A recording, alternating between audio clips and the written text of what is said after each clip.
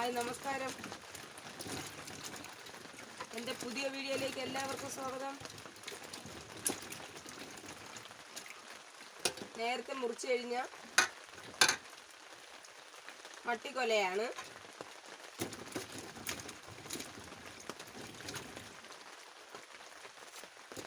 അന്ന് നമുക്ക് അവിച്ച് മുളകും പൊടിച്ച് കഴിച്ചാലോ? നിങ്ങൾ കാണാനും ഞാൻ കഴിക്കാനും. ഓക്കെ, ഇങ്ങനെ ഒന്ന് മുറിച്ചിട്ടിട്ട് വാഴയ്ക്ക് അവിക്കുന്ന സമയത്ത് ചെയ്യേണ്ട കാര്യമാണ് കേട്ടാ.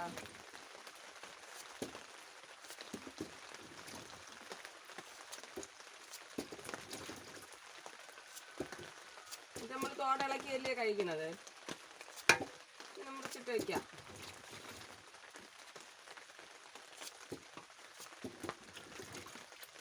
നിങ്ങളിതിൻ്റെ തോട ഇളക്കിയായിരിക്കും ചിലപ്പോൾ അവിക്കുന്നത്.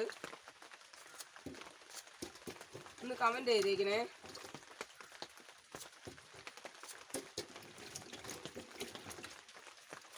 ഉണ്ടോ, നീല കളറിലാണ് കാറായി ഇതിൻ്റെ.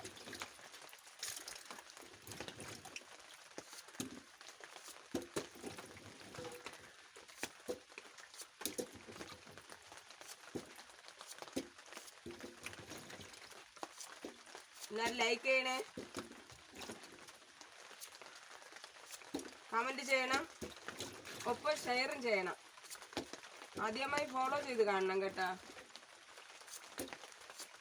ഫോളോ ചെയ്യാത്തവരാണെങ്കിൽ ഇങ്ങനെ മുറിച്ചിട്ടിട്ടേ നമുക്ക് വേറൊരു പരിപാടി ചെയ്താലോ?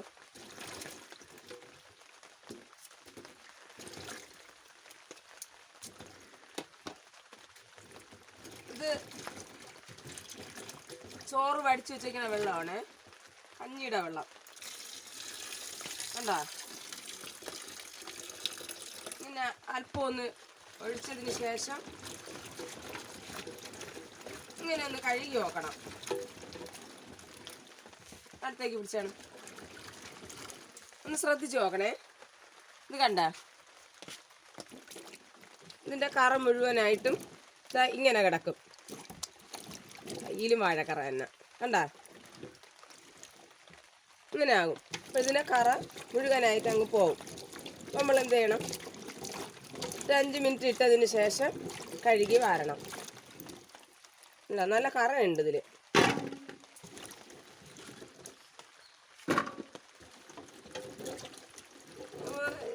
ഏകദേശം മിക്ക വാഴയ്ക്കയും നമ്മളിങ്ങനെ ആവിക്കുമ്പോൾ, അതായത് കൊല മുറിച്ച് ഇങ്ങനെ എടുക്കുമ്പോൾ പിന്നെ വാഴയ്ക്കാണല്ലോ, അവിക്കുമ്പോഴത്തേക്ക് കറയുണ്ടാവും. കണ്ട, എൻ്റെ കൈ കണ്ടില്ലേ, ഈ ചെറിയ കയ്പുണ്ടാവാൻ ചാൻസ് ഉണ്ട്. നന്നായിട്ട് നമ്മൾ ശ്രദ്ധിച്ച് കഴിച്ചു കഴിഞ്ഞാൽ നമുക്ക് മനസ്സിലാവുന്ന ഒരു കാര്യമാണ്. മുളകും പൊടിച്ചൊക്കെ മാത്രമാണ് കഴിക്കണമെങ്കിൽ നമുക്കത് മനസ്സിലാവും. വേറെ കറികളൊന്നും ഇല്ലെങ്കിൽ ഇല്ലാതാവും എന്നുള്ളത്. ഇനി നമുക്കിതിൽ കുറച്ച് വെള്ളം ഒന്ന് വീട്ടി, കറ ഇളകി ഇങ്ങനെ നിൽക്കുന്നതല്ലേ,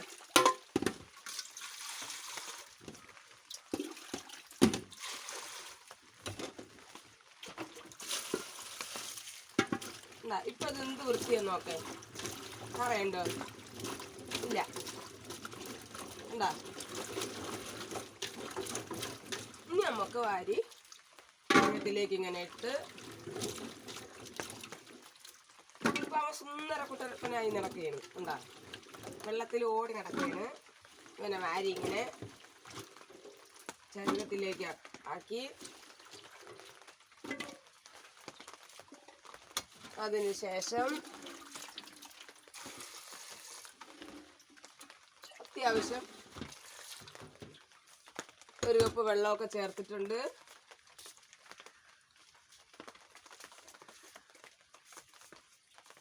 പാകത്തിന് ഉപ്പുമൊക്കെ ഇട്ട് ഇനി നമുക്ക് അടുപ്പിൽ വെച്ച് അവിച്ച് കഴിക്കാവുന്നതാണ്. ഓക്കെ, അടുത്ത വീഡിയോയുമായി അടുത്ത എപ്പിസോഡിൽ വീണ്ടും കാണാം. ബൈ.